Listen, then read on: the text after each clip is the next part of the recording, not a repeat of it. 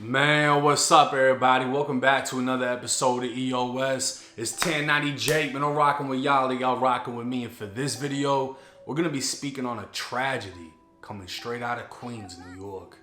Monday, September 22nd, 2025. Sanjay Samuels, a 13-year-old freshman, was on his way to school, walking through Cambria Heights in Queens, New York. It was 8:30 in the morning when he got shot in the fucking head.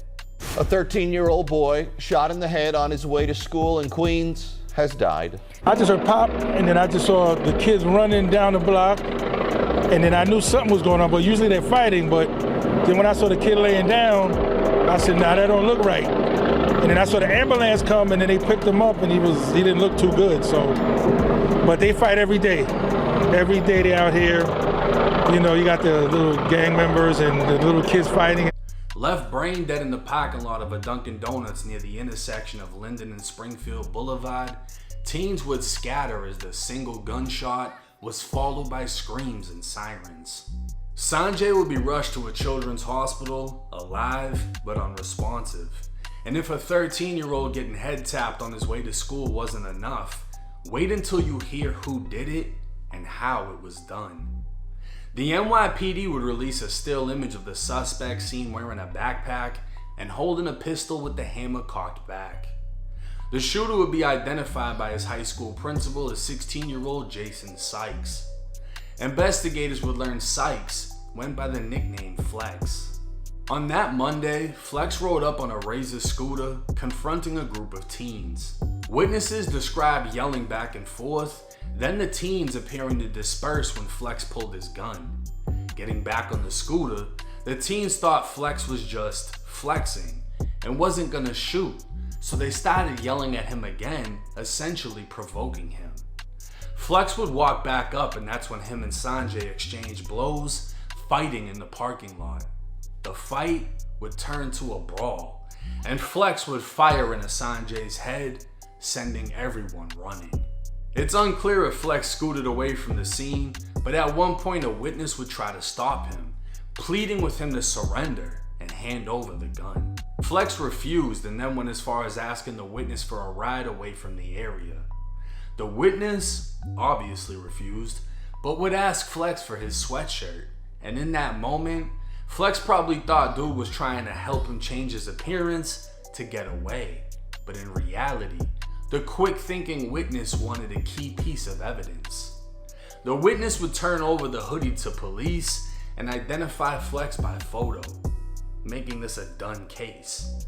The hoodie has his DNA on it that he was seen wearing while holding a pistol before blowing brains. And that hoodie was turned over by a witness who identified him as the shooter. The NYPD had plenty probable cause, but one probable problem. Flex got away. The Regional Fugitive Task Force would begin working with the family to arrange his surrender, and Sanjay would be declared brain dead. 2 days later, his family pulling the plug. A sad day in Queens, New York, as Sanjay's pictures could be seen all over the news and social media. But NYPD would claim he wasn't the 13-year-old his family was portraying him to be. Sanjay's father would claim his son wasn't involved in gang activities, stating every time he called him when he should be home from school, he was home, and that he had a tracking device in his phone so he could track him. But the NYPD would disagree. Sanjay went by the name J2 Guns on Instagram, and while he had no criminal history, he would post quite frequently about SMM, otherwise known as sex money murder.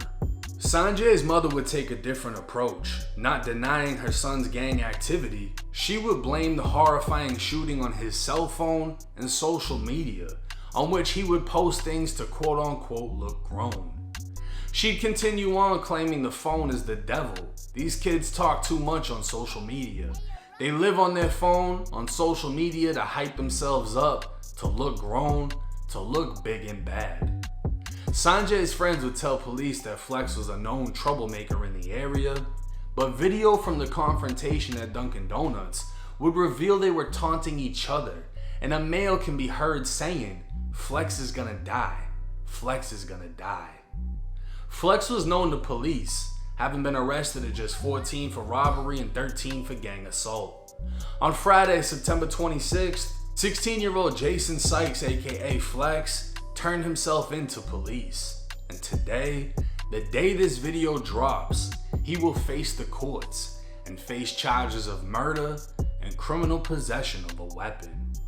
While his age will legally spare him from a life sentence, his actions may end with decades in prison.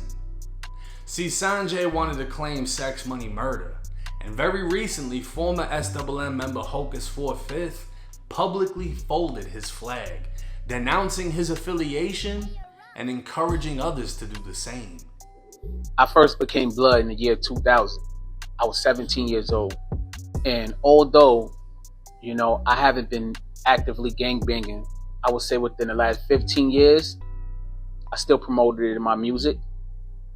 I still would throw up gang signs, even though I'm not, committing crimes or gangbanging. I guess it was still assumed that I was still an active gang member. I come to a pivotal point in my life where I see what's wrong and I want to fix it. And the gang culture right now, we all are watching our young men and women be destroyed. So with that being said, I want to denounce all gangs. I want to denounce any and every gang affiliation of mine, particularly the sex, money, murder gang that I once represented in a culture that I pushed forward. So ever since I publicly renounced the gang, a lot of brothers been hitting me up like, yo, Hocus, I support what you're doing. I love it. Congratulations. I want to do the same. I just don't know how. Well, here's how. I'm going to tell you how. We're going to do it together. I'm starting to drop my flag challenge. We all watch every single day. Every single day we watch it play out. This never-ending cycle of Ricos, conspiracy, murder. Gotta stop. It start with us. This is the time. This is the era to do it now. And this is the exact reason why. Because 13-year-olds are losing their lives to 16-year-olds who are throwing away their lives. All under the structure of SWM's founder, Pistol Pete, who is serving a life sentence plus 105 years in ADX, the dungeon of the federal prison system. Now, I want to make it clear, the way that I say things, the way that I title my videos, it isn't meant to be disrespectful, but I understand the power of shock value. And the fact that I can reach the youth that I want to reach with these videos and messages by giving them something that's going to quickly get their attention. Now, you can take this argument in multiple directions. The father saying, when I call him to see if he's home, he's home. Well, why aren't you home? Why aren't you there to see what he's doing? Why aren't you looking on his social media to see the proof that he is, involved in gang activity? The mom, she knew he was on it, but instead of blaming herself and the father, holding themselves accountable, blaming the son for entertaining the gang shit, she decided to blame the phone. Something that can't be held accountable. I don't agree with that. Because as a parent, you should have the power to take away the phone. Take away the social media. You can't control what he does when he leaves the house, but if he's doing things in the house to portray to be something that he's not outside of the house, you can attack that. You have to attack that. You can't play dumb and play victim when your kid is pretending to gangbang. I don't believe that he was out there doing crazy shit. He was 13 with no criminal history, but he was portraying to be something badder than he was. And this is what happens. A 16-year-old who thinks the 13-year-old is badder than he is pulls up on a fucking scooter with a gun. And when the fight pops off, he pops off and hits him in the head. Now, like I said, because of his age, the 16-year-old will legally get spared from a life sentence, but in New York, you can still get hit with 45, 55, 75 years. You just can't have the word life. And truth be told, this is the whole reason that people are saying, yo, leave the gang shit alone. Fold that flag up. I mean, we're gonna call it what it is. This is New York. Everybody's in the gang, right? Like literally everybody, almost everybody's blood, regardless of whatever set it is. That's just how New York is. Wherever part of New York you're from is gonna be covered in gang shit. You know what I mean? So it's not uncommon for everybody to claim they're a part of something, but that doesn't mean they're like that. You just got a lot of young kids coming from fucked up situations trying to have a sense of belonging or to look cool. But this is the reason why older motherfuckers are telling you get away from that shit. And the thing is, the founder of SMM is highly respected and known for being a serial killer. And he's never coming home. He's in ADX, the most locked down fucking dungeon you can be in. There's nothing after that but hell. If you're in ADX, there is nothing after that but hell. And you have to understand, when you sign up for these gangs, you're not expected to become a multi-millionaire. You're not expected to become some rich rapper or this and that. No, because that's not what the gang is teaching you. Sex, money, murder. The gang isn't teaching you how to become fucking successful when the gang's leader, the very founder, is serving life plus 105 years.